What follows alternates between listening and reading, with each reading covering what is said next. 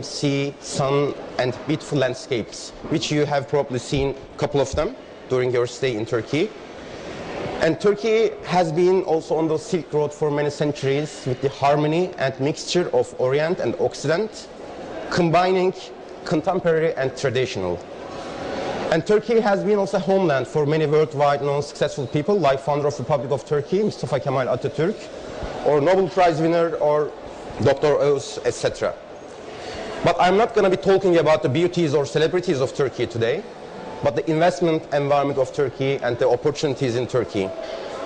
So this is my agenda. First, I'll try to give you a couple of facts and figures about Turkey. And after that, give you some macroeconomic indicators. And before closing my presentation, I'll introduce the agency, what we are doing and how we are working. So just to give you a couple of facts that you already probably know. Capital city Ankara, we speak Turkish, we spend Turkish lira. The biggest city is Istanbul, Ankara, Izmir, Bursa, and Adana. Turkey as a landscape size is Germany plus Italy, Austria, and Holland. And as population with 74.7 million population, Poland plus 2. So Turkey is also a member of many international economic and political organizations like United Nations, Council of Europe, member of NATO, member of OECD since 1961, member of Organization of Islamic Cooperation and World Trade Organization, and G20 major economies lastly. And Turkey represents a unique country having all these memberships and attributes at the same time. So, having mentioned G20, Turkey is the 16th largest economy in the world and 6th largest compared to European Union countries. We have a 74 million population, so it's adding every moment, and we are adding 1 million each year to our population. And compared to European Union countries, again, Turkey has the youngest youth population. If you just think that we have 74 million population, the credit card users in Turkey is 51 million. Yes, Turkish women like spending and shopping, like all the women, I guess, in the world. But we like talking. 65 million GSM subscribers out of 74 million population and 50 million internet users.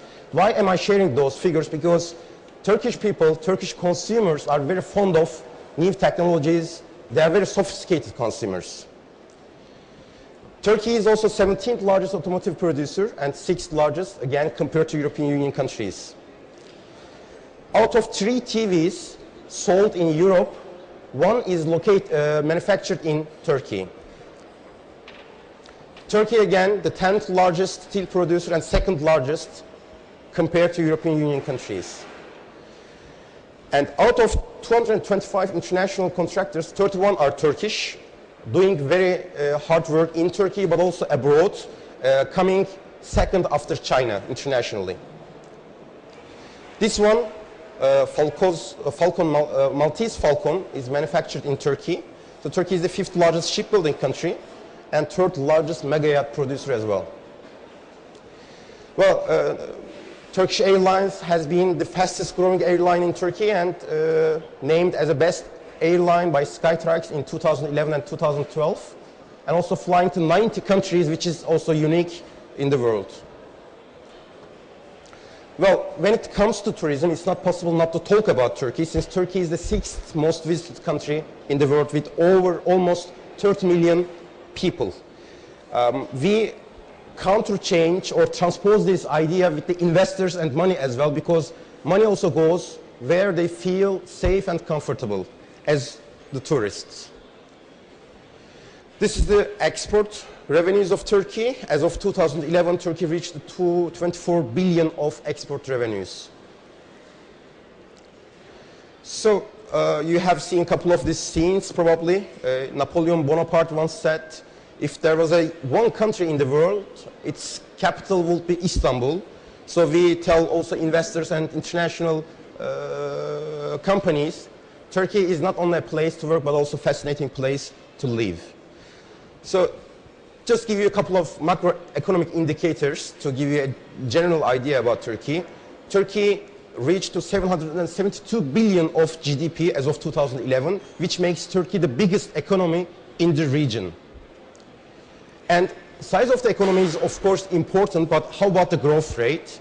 Turkey also has been the third fastest growing economy in 2011 after China and Argentina.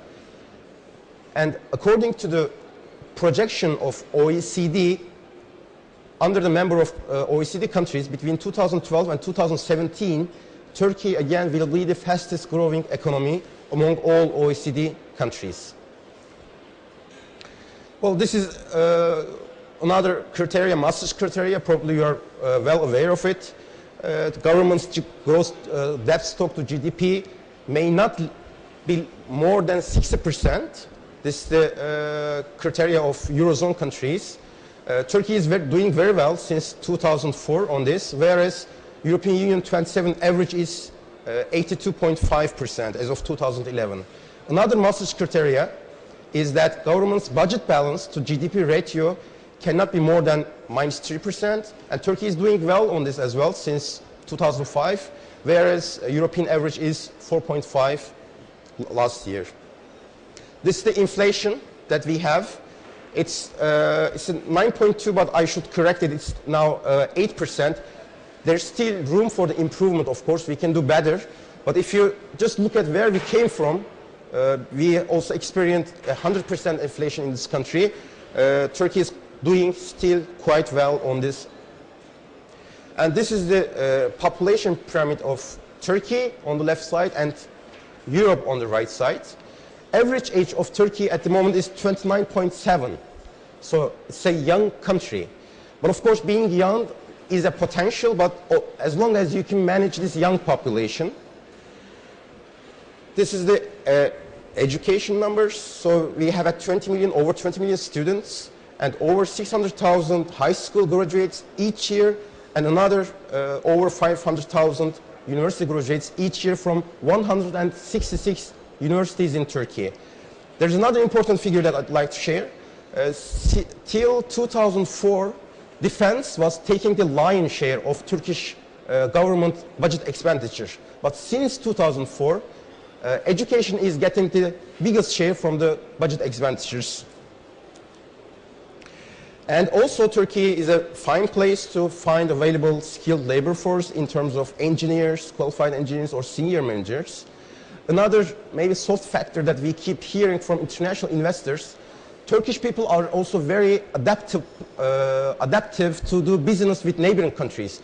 If you send a Turkish guy to Middle East, they can deal business. If you send them to European countries, they also adapt themselves to the business culture of European Union, and also to Russia and also Turkic countries. So I believe this is also added value soft factor. And purchasing power in Turkey also has been tripled since 2002 and reached over $10,000.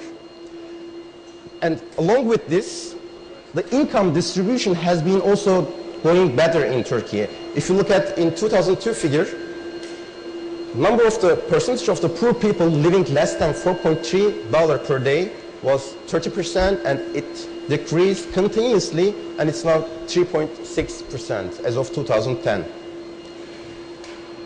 So this is the generic map of the world, as you know, and Turkey located just in the center of the world.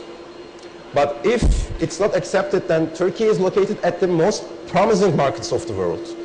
Russia, our second biggest trade partner, and Turkic countries, Azerbaijan, Turkmenistan, and so on, we share the same language, we understand each other. And Middle East, also we have been sharing many things since centuries, and also Europe, our biggest trade partner. So if you look at this map, and if you think in just 4 hours flight, you can reach and access to multiple markets from Turkey with 1.5 billion and 23 trillion GDP. That's why, for example, many international companies has been choosing Turkey as a regional hub to access other markets. For example, Coca-Cola, they are managing 94 countries from Turkey. Microsoft, they're based in Seattle, and after Seattle, their second base located in Turkey, and Intel, and so on. So this is also a very geostrategic perspective of Turkey. 70% of proven oil and gas reserves located at the east and south of Turkey, and the biggest consumer of it, Europe, located at the west of Turkey. So this makes Turkey as an energy corridor, but also energy terminal. And those are all the pipelines, gas and oil pipelines going through Turkey. So when we look at the export revenues, Turkey broke its own record in 2011, reaching almost 135 billion of USD. And of course, what has been exported is also important. Turkey has been exporting mostly agricultural or textile goods till some time, but now Turkey, the automotive machinery and so on, is the biggest part in export as well. So we have a custom union with the European Union. So in economic wise, we are already in the European Union, I believe, because whatever you manufacture or you produce in Turkey is just like being producing or manufacturing in the middle of Europe. There is a free circulation of goods. We have also additional free trade agreements with 22 countries, which makes Turkey the 5th most liberal trade policies in the world as of 2010. Why all of these things? Turkey has been undergoing with a very heavy structural reforms. A couple of them I'd like to mention. National treatment. If you establish a business in Turkey, you are accepted as a Turkish company. So you have the same rights and duties. You are not different from a local company. You can easily transfer your profit to your own host country. You can buy real estate, no problem on that. International arbitration has been accepted. If you have any dispute, you can choose any court in the world. You can bring your key personnel, your expatriates. There is no screening process. You can freely invest. And protection against expropriation has been adopted. And corporate income tax is a flat 20% rate at the moment. There has been also a couple of things changing in Turkey lately. Since July 1st, 2012, there is a new commercial code came into force. The old one is really old. So there are radical changes like single shareholder company, IFRS, external independent auditors, or online, even online board meeting, etc. is possible with the new Turkish commercial code. This is also interesting data. Number of days to set up a company in Turkey. In 2003, it was 38 days in Turkey. And with all the reforms Turkey has been doing, as of 2012, in 6 days, you can set up and establish a business in Turkey. Just very slightly, apart from all of these things, there's also incentive scheme in Turkey. Basically, Turkey is divided into 6 different zones according to GDP per capita or other development criteria done by Ministry of Economy. And in those regions, different sectors are incentivized. What are those incentives? Basically, VAT and custom duty exemptions. Corporate tax is reduced between 2 to 10%. And also social security premium support, land allocation, and so on. And there are another incentive package specifically for R&D. One of these coming with R&D law in Turkey, like you can deduct 100% of your R&D expenditures from your corporate tax base, and also social security premium supports and so on. And there are specific incentives in technology development zones in Turkey, and also some startup capitals given by TÜBİTAK or TTGV. If you are any of you interested, I'll be happy to share more information after the presentation.